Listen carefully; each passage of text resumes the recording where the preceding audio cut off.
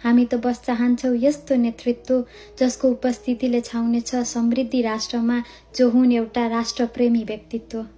जो बन्नेछन् दिन दुखी र असहायहरूको घाउमा मलम, जो बन्नेछन् जनता रूपी अक्षरको एउटा सशक्त कलम, मन वचन कर्मले शुद्ध बनेर शासन गर्दा राम र बुद्ध बनेर, घुस लिने दिने दुवैलाई साँच्चै शत्रु मानी सिंगारुन् यो राष्ट्रलाई आफ्नै स्वर्ग ठानी। जोगिएको हाम्रो अस्मिता खुकुरीको धारमा टेकेर राष्ट्रप्रेम जागोस् जसमा पुर्खाकै त्याग देखेर,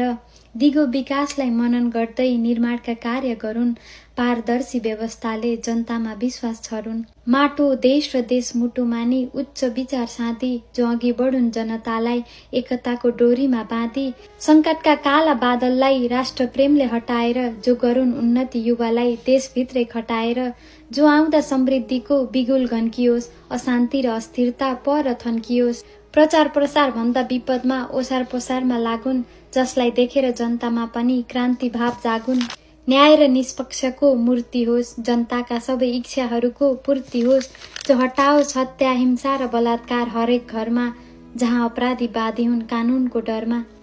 हामी त केवल देशको अवस्था फेरिएको हेर्न चाहन्छौँ, हामी त नेपालीहरू देशभित्रै खुसीमा बेरिएको हेर्न चाहन्छौँ, हामी त हाम्रा पुस्ताले नेपालमै सपना साँचेको हेर्न चाहन्छौँ, हामी त केवल नेपाल हाँसेको हेर्न चाहन्छौँ।